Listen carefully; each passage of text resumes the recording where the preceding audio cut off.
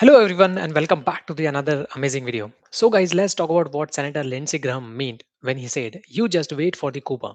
So guys, this isn't just a random talking point. It fits into a much larger story about US foreign policy, ideology and how today's leaders see the Western Hemisphere's future. After the US military operation that removed Venezuelan President Nicolas Maduro, Graham reacted strongly, calling Maduro a narco terrorist, praising the US leadership, and then pointing to Cuba as the next domino to fall, a communist dictatorship whose days are now numbered and that he suggests could be changed soon. So, guys, to understand why he said this, we need a bit of context. Graham has long been one of the most outspoken US senators on the foreign policy, especially when it comes to communism, dictatorships, and American influence in the hemisphere. For years, he has talked about rolling back regimes in the region he views as hostile to US interests. Back in 2019, long before the Maduro arrest, Graham even wrote that the US should follow a model like the Reagan administration, forcing Cuba out of Venezuela, much the same way the US moved against the Cuba's influence in Grenada in the 1980s. So when he says you just wait for Cuba, he is signaling a bigger vision, the removal or collapse of the Cuban communist regime as a part of broader strategy of pushing back authoritarian governments in Latin America and the Caribbean. That idea is tied to the deep history between the United States and Cuba. Since Fidel Castro's 1915 revolution, Cuba has been a communist safe with strained and often hostile ties to the US. For decades, US policy was dominated by the Cuba embargo, which has been maintained, tightened, and modified over the years.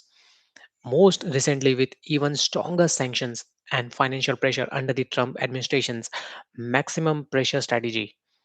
Now, Graham and other hardline Republicans see Cuba as a threat to democracy and freedom because, in their view, the regime suppresses basic rights at home and exports the influence abroad, like its long partnership with Venezuela's government.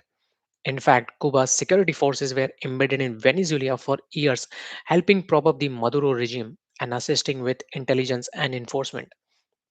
That relationship and the fear that Cuba might support similar movements elsewhere is a part of why Graham and others have talked for years about resisting communist influence in the hemisphere. There is also the ideological element.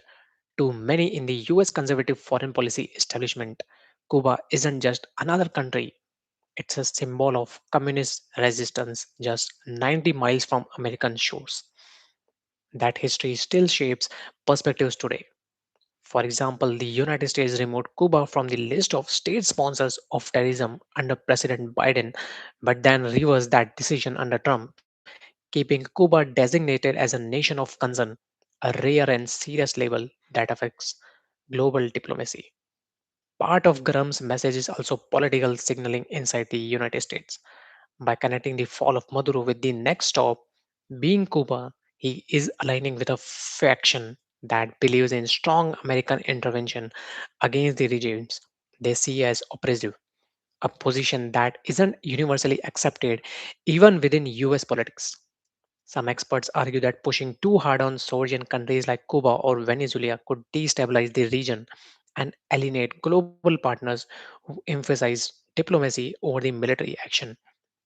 But from the Graham's point of view, the success of the Maduro capture in Venezuela proves his long held belief that firm, direct action works. Now he's suggesting that once a regime like Venezuela, bolstered for years by Cuban support, falls, it will have a psychological and strategic impact on Cuba. It reinforces the idea that oppressive governments can be changed or pressured if the US demonstrates decisive strength, especially when allied with the local opposition or democratic forces. Now, it's also important to recognize the broader geopolitical ripple effects. Cuba isn't just historically significant, it's currently in economic and social crisis with widespread shortages, power outages, and protests linked to austerity and hardship inside the country.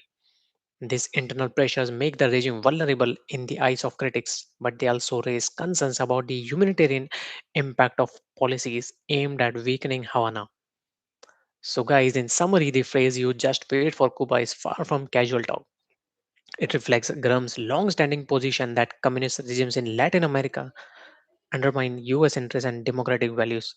A belief that the ousting of Maduro could be a turning point that accelerates change or collapse in allied regimes like Cuba, the continuation of Cold War style foreign policy, thinking that frames Cuba as a stubborn, oppressive dictatorship needing transformation, and a political message aimed at both domestic and international audiences about where US policy should head next. So when you hear comments like this from Graham, it's not just rhetoric, it's rooted in decades of history, ideology, and evolving global strategy.